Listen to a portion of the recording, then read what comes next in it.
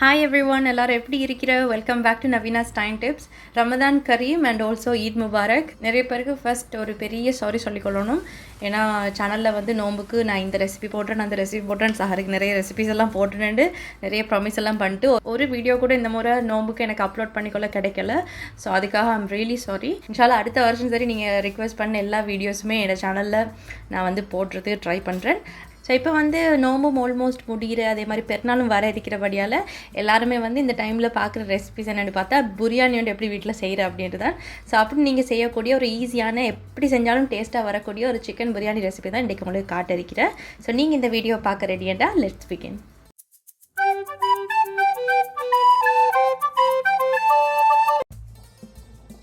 So இன்றைக்கி இந்த பிரியாணி செய்கிறதுக்கு நான் ஒரு 850 கிராம் மாதிரி கோழி எடுத்திருக்கிறேன். இதில் வந்து 3 கிழங்கு வெட்டி போட்டிருக்கிறேன். பிரியாணி என்றாலே ஸ்ரீலங்காவில் கிழங்கு இல்லாத பிரியாணி வந்து எந்த கல்யாண வீட்லையும் இருக்காது. ஸோ இந்த பிரியாணி வந்து கிட்டத்தட்ட அந்த கல்யாண வீட்டு ஸ்டைல் பிரியாணின்றதால கட்டாயம் வந்து நான் இதில் எப்போயுமே கிழங்கு போட்டுறேன். ஸோ என்னோடய கோழி கிழங்குல வந்து ஃபர்ஸ்ட் என்ன சேர்த்துருக்கிறேன்டா, ஒரு முழுசாக தெசிக்காய் எடுத்து அதை நல்லா பொழிஞ்சு அதை சாரை சேர்த்துருக்கிறேன். அதுக்கப்புறம் இதில் வந்து ஜிஞ்சர் கார்லிக் அரைச்சது ஒரு 1.5 டீஸ்பூன் மாதிரி எடுத்திருக்கிறேன். இது வந்து ஜஸ்ட் இந்த கோழியை வந்து லைட்டாக கொஞ்சம் பரட்டி வைக்கிறது தான். மறுபடியும் நாங்கள் ஜிஞ்சர் கார்லிக் பேஸ்ட் பிரியாணியில் சேர்ப்போம். அதுக்கப்புறம் இந்த கோழிக்கு வந்து கொஞ்சம் உப்பையும் போட்டுட்டு இது வந்து நல்லா பிணைஞ்சு ஒரு 15 to 20 நிமிஷம் மாதிரி நான் எடுத்து வச்சுருந்தேன். நீங்கள் எப்போவுமே கோழியில் இந்த மசாலா எல்லாம் சேர்க்குறதுக்கு முதல்ல இந்த மாதிரி லெமன் ஜூஸ், அதுக்கப்புறம் உப்பு, இந்த மாதிரி ஜிஞ்சர் கார்லிக் பேஸ்ட்லாம் கொஞ்சம் சேர்த்து இதை வந்து நீங்கள் பரட்டி கொஞ்சம் நேரம் வச்சுட்டு அதுக்கப்புறம் மசாலாலாம் சேர்த்தண்டா அவங்களோட மசாலாலாம் நல்லா கோழிக்குள்ளே வந்து இறங்கும்.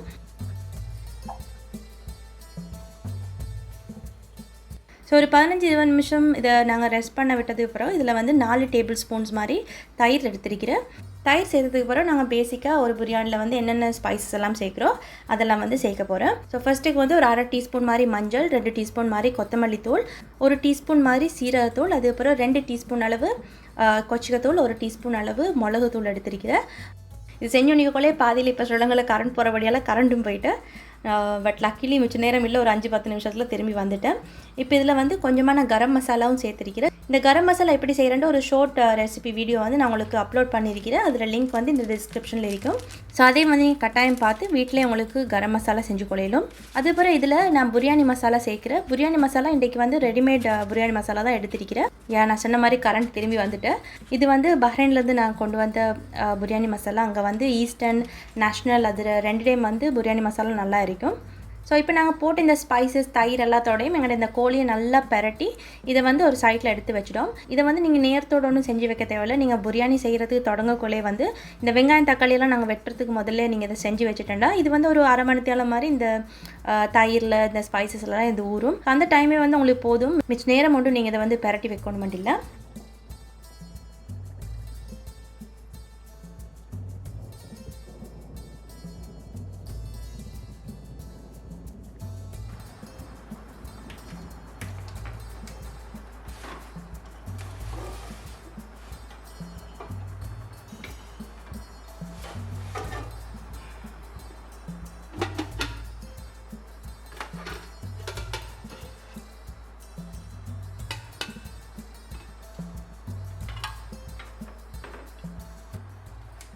ஸோ இப்போ என்னோட பிரியாணி செய்ய தொடங்கும். இதுக்கு வந்து நான் கொஞ்சம் பெரிய பானையாக எடுத்திருக்கிறேன். ஏன்னா பிரியாணி வந்து நான் இதிலே தான் லேயரும் பண்ணிருக்கிறபடியால் இதில் ஃபஸ்ட்டுக்கு பேனில் 3 டேபிள் ஸ்பூன்ஸ் மாதிரி நெய் எடுத்திருக்கிறேன். அதே அளவு மாதிரி எண்ணெயும் சேர்த்துட்டு இதில் ஒரு 5-6 ஏலக்காய், ஒரு ஜாதிக்காய் அண்ட் அதே அளவு ஏலக்காய் நாங்கள் எடுத்த அளவு மாதிரி கிராம்பு, அதுக்கப்புறம் 2 பே லீஃப் எடுத்திருக்கிறேன். அதுக்கப்புறம் இதில் ஒரு ஸ்டார் அனைஸ் போட்டுட்டு கொஞ்சமாக கருவேப்பட்டை எடுத்திருக்கிறேன். கருவேப்பட்டை பெரிய துண்டெல்லாம் முடிஞ்சு கடைசியாக பாட்டிலில் இருக்கிற கொஞ்சம் கருவேப்பட்டை அதை வந்து போட்டிருக்கிறேன். ஸோ இதெல்லாத்தையும் கொஞ்சம் நேரம் நெய்யில் அப்படியே நாங்கள் வதக்கினேன்டா அதில் நல்ல ஒரு வாசம் வந்து வர தொடங்கும். அந்த ஸ்டேஜில் நாங்கள் வெட்டி வச்சிருக்கிற வெங்காயத்தை வந்து சேர்க்கணும். இன்றைக்கி நான் வந்து மொத்தமாகவே ஒரு 7 வெங்காயம் மாதிரி தான் எடுத்திருந்தேன். கொஞ்சம் பெரிய சைஸ் வெங்காயம். அதில் ஒரு 5 வெங்காயம் மாதிரி நான் இந்த இப்போ வந்து வதக்கிறதுக்கு சேர்த்துருக்கிறேன். 2 வெங்காயம் வெட்டினது எடுத்து வச்சுருந்தேன். நான் வந்து ஜஸ்ட் பொரிச்சு நாங்கள் அந்த மேலாலெல்லாம் பிரியாணிக்கு போடுறதுக்கு வந்து பொறைக்கு எடுக்கலும்.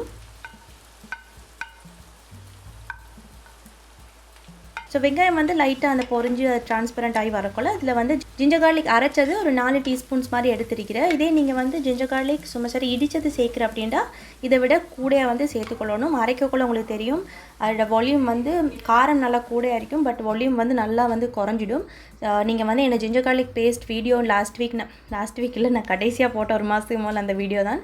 அந்த வீடியோ நீங்கள் பார்த்துருந்த அப்படின்னா உங்களுக்கு ஜிஞ்சர் கார்லிக் பேஸ்ட் எப்படி நீங்கள் வந்து ஒரு 2 மாதம் ஆனாலும் கூட எப்படி ஒன்றுமே ஆகாமல் ஃப்ரெஷ்ஷாக வச்சுக்கொள்கிற அப்படின்றது வந்து உங்களுக்கு தெரிஞ்சிருக்கும். ஸோ அந்த ஜிஞ்சர் கார்லிக் பேஸ்ட்டை நான் வந்து சேர்த்துருக்கிறேன்.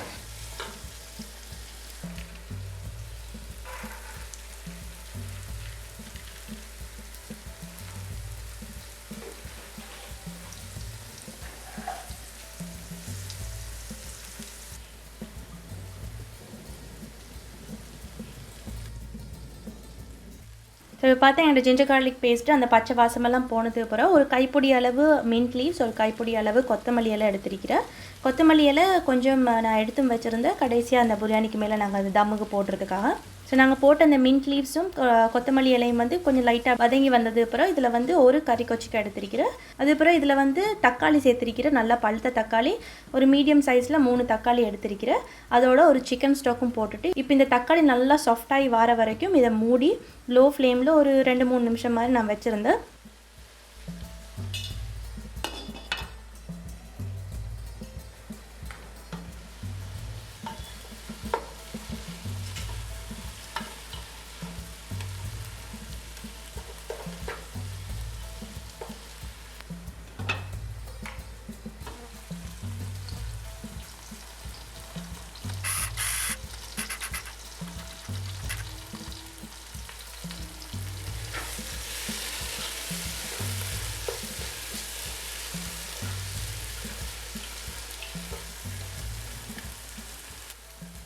இந்த மாதிரி நீங்கள் போட்ட தக்காளி நல்லா சாஃப்டாகி வந்ததுக்கு பிறகு இதில் வந்து ஃப்ரெஷ் பால் நான் எடுத்திருக்கிறேன், பசும்பால் வந்து ஒரு 4லேருந்து ஒரு 5 டேபிள் ஸ்பூன்ஸ் மாதிரி. அதுக்கப்புறம் ஒரு டேபிள் ஸ்பூன் மாதிரி சோயா சாஸ், ஒரு டேபிள் ஸ்பூன் மாதிரி கெச்சப் எடுத்திருக்கிறேன். ஸோ இது வந்து கிட்டத்தட்ட நீங்கள் என்ன பீஃப் பிரியாணி பார்த்து அப்படின்னா பேசிக் குக்கிங் மெத்தட் வந்து அதே மாதிரி தான் நாங்கள் சேர்க்குற ஸ்பைசஸாக இருக்கட்டும் எல்லாமே. பட் இதில் வந்து சிக்கன் நாங்கள் போட்டு செய்கிறபடியால் சிக்கனை வந்து நீங்கள் எந்த ஸ்டேஜில் அளவாக அது குக்காய் வர மாதிரி நீங்கள் வந்து எந்த ஸ்டேஜில் சேர்த்துக்கொள்ளையிலும் அப்படின்றது தான் பேசிக்காக வந்து இதில் வந்து உங்களுக்கு வித்தியாசமாக நீங்கள் பார்த்துக்கொள்ளையிலும்.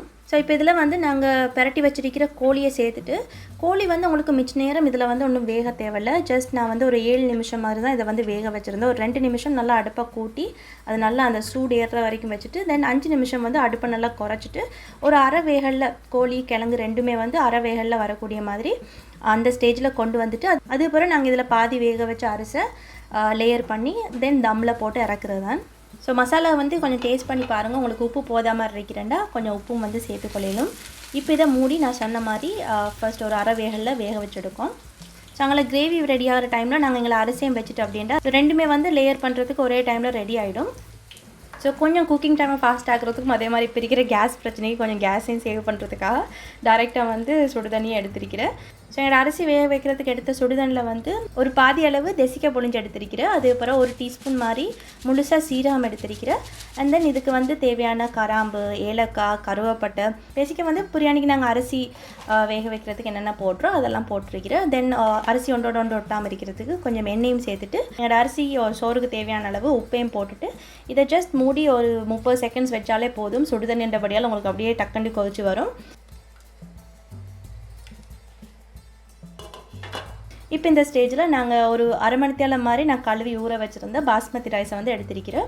எப்போவுமே மீட்டும் ரைஸும் வந்து ஒரே அளவு வந்து நீங்கள் போட்டு செஞ்சால் தான் பிரியாணி நல்லா இருக்கும்.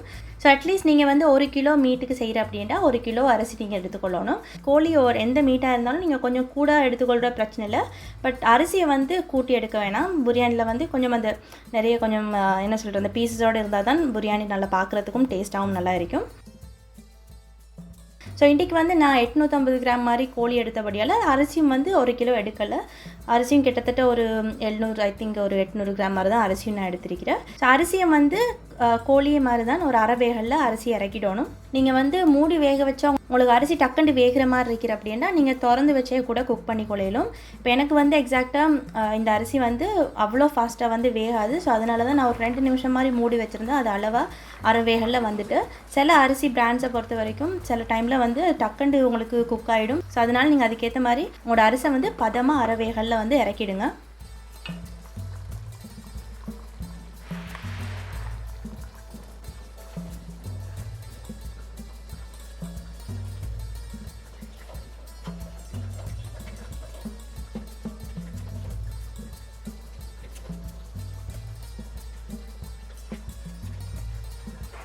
ஸோ இப்போ பார்த்தேன்டா என்னோட கோழி கிழங்கு ரெண்டுமே அரை வேகலில் இருக்கிற. அதுக்கு தான் நான் கிழங்கு செக் பண்ணி பார்த்தேன். கிழங்கு வந்து இன்னும் வேகணும்.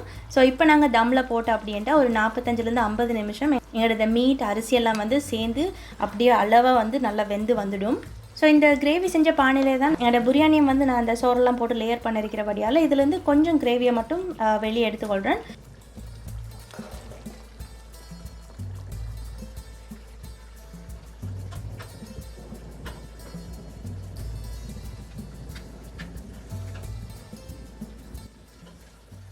ஸோ அரிசி வந்து முடிஞ்ச அளவுக்கு ஒரு அரை வேகலில் மாதிரி எடுத்துக்கொள்ளுங்க. அப்போ தான் உங்களுக்கு வந்து பிரியாணி என்ன சொல்கிறேன் முழுசாக பாஸ்மதி ரைஸ் எல்லாம் அப்படியே உடையாமல் நல்லா வந்து பதமாக உங்களுக்கு வெந்து வரும். ஓவராக நீங்கள் குக் பண்ணிட்டு அப்படின்ட்டு உங்களுக்கு மிச்ச நேரம் தம்மில் வந்து போடக்குள்ள அரிசி வந்து உங்களுக்கு குழச்சிடும். ஸோ அதனால் அதை பார்த்து நீங்கள் மெதுவாக செஞ்சு கொள்ளுங்கள்.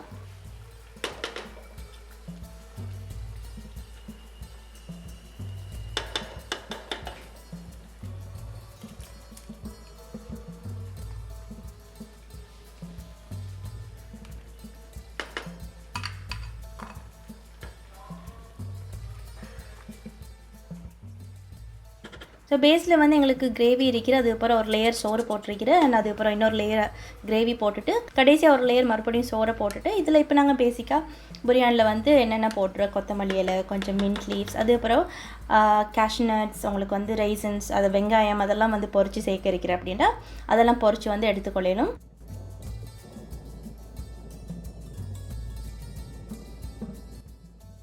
ஸோ அதெல்லாம் போட்டதுக்கப்புறம் நீங்கள் வந்து பிரியாணியில் எக்ஸ்ட்ராவாக சேர்க்கக்கூடிய அந்த ஃப்ளேவர்ஸை வந்து இன்னும் கூட்டக்கூடிய 2 ஸ்பெஷல் அந்த சென்டட் இன்க்ரீடியன்ட்ஸ் என்னென்னு பார்த்தோன்னா, ஒன்று வந்து ரோஸ் வாட்டர், அடுத்தது வெண்ணிலா எசன்ஸ். ஸோ ஒரு டீஸ்பூன் மாதிரி ரோஸ் வாட்டர் அண்ட் ஒரு அரை டீஸ்பூனோட கொஞ்சம் குறைவாக வெண்ணிலா எசன்ஸ் எடுத்திருக்கிறேன்.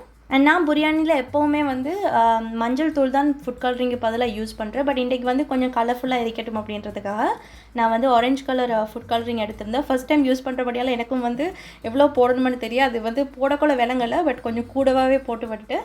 ஸோ நீங்கள் வந்து கொஞ்சம் பார்த்து ஃபுட் கலரிங் எடுக்கிறேன்டா கொஞ்சமாக சேர்த்துக்கொண்டாலே போதும். கடைசியாக இதுக்கு மேலால் ஒரு டேபிள் ஸ்பூன் மாதிரி நெய் சேர்த்துட்டு இதை மூடி தம்மில் ஒரு 45லேருந்து 50 நிமிஷம் போட்டுட்டா எங்களோட பிரியாணி வந்து ரெடி. பிரியாணி என்றாலே கட்டாயம் ஸ்ரீலங்காவில் வந்து செய்கிற சைட் டிஷ்ஷஸில் ஒன்று தான் என்னோடய வினாக்கிரி அச்சார். ஸோ இன்றைக்கி நான் வந்து கொஞ்சமாக வினாக்கிரி அச்சாரும் செஞ்சுருக்கிறேன். வினாக்கிரி அச்சார் எகெயின் என்னோடய சேனலில் வந்து போட தேவையில்லை. பிகாஸ் ஒரு டீட்டெயில் ரெசிபி பார்த்தாலே இப்படி வாய் விடுற மாதிரி ஒரு வினாக்கிரி அச்சார் என்னோடய சேனலில் இதுக்கு முதல்ல நான் உங்களுக்கு அப்லோட் பண்ணியிருக்கிறேன். ஸோ கட்டாயம் அந்த வீடியோ வந்து நீங்கள் இது வரைக்கும் பார்க்கலேண்டா அதை போய்ட்டு கட்டாயம் பார்த்து ட்ரை பண்ணுங்கள். இன்றைக்கி வந்து நான் இந்த வினாக்கிரி அச்சாரை பற்றி ஒரு சின்ன டிப் தரேன்னு நினச்சேன். என்னென்னா வினாக்கிரி அச்சார் நாங்கள் பொதுவாக கொஞ்சம் ஏர்லியாக செஞ்சு வச்சா தான், இப்போ ஒரு ஏர்லி மார்னிங் மாதிரி செஞ்சால் தான் பகலாகக்குள்ள உங்களுக்கு அந்த வெங்காயம் வந்து பச்சையாக இல்லாமல் அந்த வினாக்கிரி அச்சாரோடு சேர்ந்து அப்படியே கொஞ்சம் வாடி அப்படி நல்லா இருக்கும். பட் சில டைமில் என்ன ஆக மாட்டேன், இப்போ இன்றைக்கி வந்து நான் லாஸ்ட் மினிட்டில் தான் வினாக்கிரி அச்சார் செஞ்சுருந்தேன். ஸோ வினாக்கிரி அச்சார் லாஸ்ட் மினிட் செய்யக்குள்ள உங்களுக்கு வெங்காயம் எல்லாம் அப்படியே பச்சையாக அப்படியே கடிபடும்.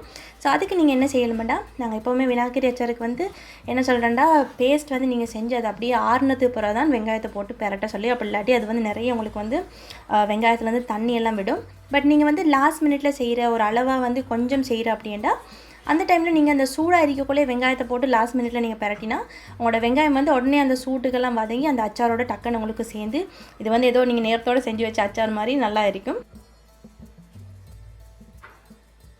ஸோ இப்போ பார்த்தோன்னா ஒரு 45லேருந்து 50 நிமிஷம் எங்களோட பிரியாணியை வந்து தம்மில் போட்டிருந்தேன். பார்த்தோன்னா எங்களோட சோறு வந்து உடையாமல் அப்படியே நீட்டமாக அதே மாதிரி உதிர்ந்து நல்லா சாஃப்டாக வெந்து வந்திருக்கிற. அதே மாதிரி எங்களோட கோழி கிழங்கு நாங்கள் போட்ட எதுவுமே வந்து உடையலை, அப்படியே முழுசாக எல்லாமே பர்ஃபெக்டாக வெந்து பட் முழுசாக அப்படியே நல்லாவே இருக்கிற.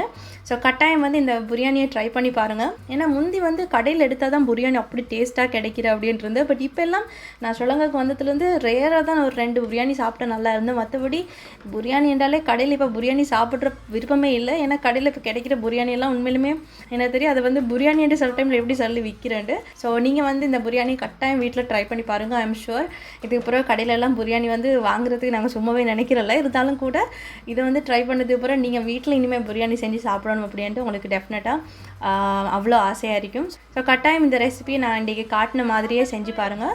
ஐ எம் ஷுர் இந்த முறை பெருநாளைக்கு வீட்டில் வந்து எல்லோரும் விரும்பி அவங்களோட பிரியாணியை வந்து சாப்பிடும். அண்ட் லாஸ்ட் இயர் என்னோட சேனலில் நான் பஹ்ரைனில் இருக்கக்குள்ள இறைச்சி பிரியாணி செஞ்சுருந்தேன். அதுவும் ஸ்ரீலங்கன் இந்த கல்யாண வீட்டு ஸ்டைலில் செய்கிற ஒரு இறைச்சி பிரியாணி. அதுவும் கிட்டத்தட்ட இந்த ரெசிபி மாதிரி தான். பட் இறைச்சி என்றபடியால் கொஞ்சம் குக்கிங் மெத்தட் வந்து கொஞ்சம் வித்தியாசமாக இருக்கும். ஸோ இன்கேஸ் நீங்கள் வந்து இந்த வருஷம் பெருநாளைக்கு வீட்டில் இறைச்சி பிரியாணி செய்யணும், அதுவும் ஸ்ரீலங்காவில் அந்த கல்யாண வீட்டிலலாம் கிடைக்கிற மாதிரி இறைச்சி பிரியாணி செய்யணும் அப்படின்ட்டு அதில் லிங்க் வந்து டிஸ்கிரிப்ஷனில் உங்களுக்கு கொடுத்துருக்கிறேன்.